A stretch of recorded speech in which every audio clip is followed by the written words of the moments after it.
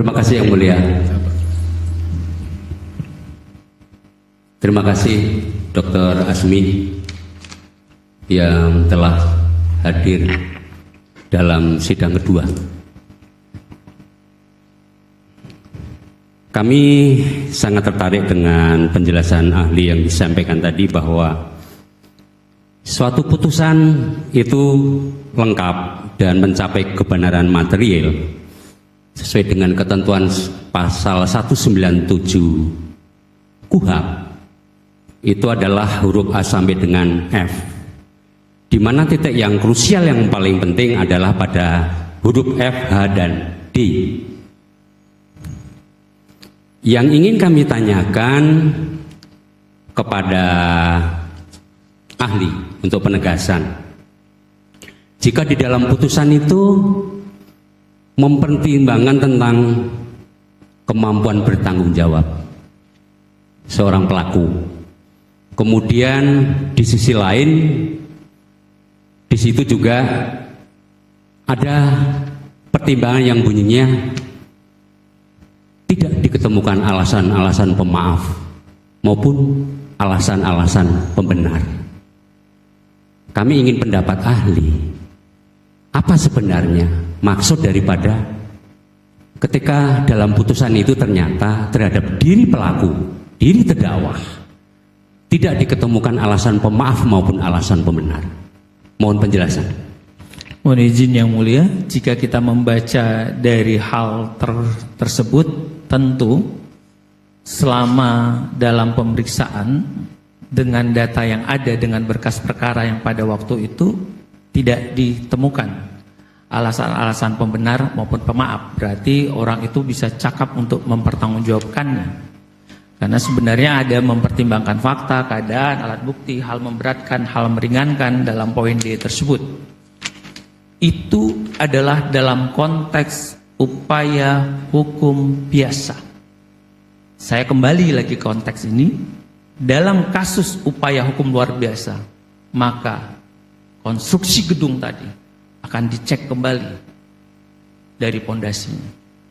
Kalau yang ditanyakan jaksa tadi sepanjang tentang dalam upaya hukum biasa, itu haruslah diamini oleh hakim, karena yang diterima jaksa pada waktu itu sebatas itu.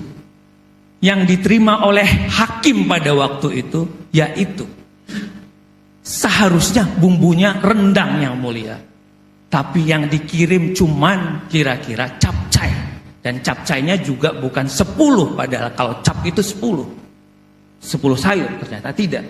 Jadi terkecoh kita pada gerbang pertama.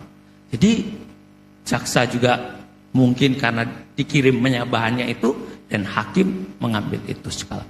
Demikian. Maksud saya begini, ketika di dalam putusan itu memenuhi kebenaran material, jika di dalam pertimbangan itu dikatakan bahwa tidak diketemukan alasan pemaaf dan pembenar, berarti memang yang bersangkutan mampu bertanggung jawab dan harus mempertanggungjawabkan. Apakah ahli sependapat dengan itu?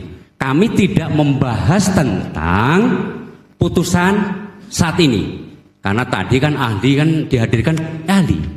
Oleh karena terhadap putusan yang seperti itu, apakah ahli sependapat bahwa orang itu memang mampu dan bisa dipidana dengan alasan seperti itu? Berarti ada kesalahan di dalam fakta-fakta persidangan yang sudah dimuat dalam putusan. Jangan dipotongnya split begitu. Kalau dipotongnya split begitu ya nggak akan selesai. Enggak, masalahnya kan kami kan ahli hadir, kami minta pendapat sebagai ahli hukum acara pidana. Saya paham banget, kadang saya jadi ahlinya jaksa, ahlinya KPK, ahlinya polisi, ahlinya segala macam, bea cukai, imigrasi. Suruh ya, saya akademik, jadi saya lurus. Saya harus letakkan begitu. Kenapa saya letakkan? Kembali, ada teorinya menjadi pisau analisis yang disebut dengan sistem peradilan pidana. Kita nggak bisa nikat, misalnya ada tetesan, kita sangka ini hanya di bawah ini bocornya. Sebentar, saya selesaikan dulu ilustrasinya. Tapi ternyata dari awalnya ada yang tidak terang, ada yang tidak lengkap. Kalau itu sudah dijelaskan tadi, kami sudah cukup di situ. Ya. Kami hanya ingin penekanan, mohon maaf, putusan yang baik dan ke depan akan kita pergunakan. Itu kan yang kami ingin bangun seperti itu, Aldi. Yang mulia, kami dari penasihat hukum keberatan, kita serahkan ke ahli, mau dijawab atau tidak mau dijawab. Kalau memang Aldi nggak bisa menjawab, ya nggak apa-apa. Karena itu tidak relevan dengan apa yang disampaikan, mulia. Baik, itu pertanyaannya Pak. Pertanyaan. Jangan dipaksa ahli untuk menjawab, yang mulia. Pertanyaan termohon. Saya akan jawab yang mulia. Silakan. Karena saya- Kalau Bapak mau menjelaskannya, silakan. Menurut pendapat Bapak. Yang mulia dalam konteks ini adalah harus dilibatkan nih. Ada spesies yang berbeda yang namanya PK. Kalau yang dibahas oleh beliau tadi kan itu masa lalu yang sudah lewat. Tapi saya dihadirkan di sini adalah melihat spektrum, ya kan, yang namanya PK. Saya ingin tarik semuanya. Kalau saya ditarik ke sana itu udah selesai. Makanya ditanyakanlah kepada 263, ada tidak keadaan baru, ada tidak kekeliruan, ada tidak ketidakcermatan. Seharusnya cutnya di situ. Kalau saudara jaksa masih terkotak-kotak mikirnya begitu, ya nggak bisa selesai yang mulia. Saya udah bilang tadi, ini dari bawah pondasinya.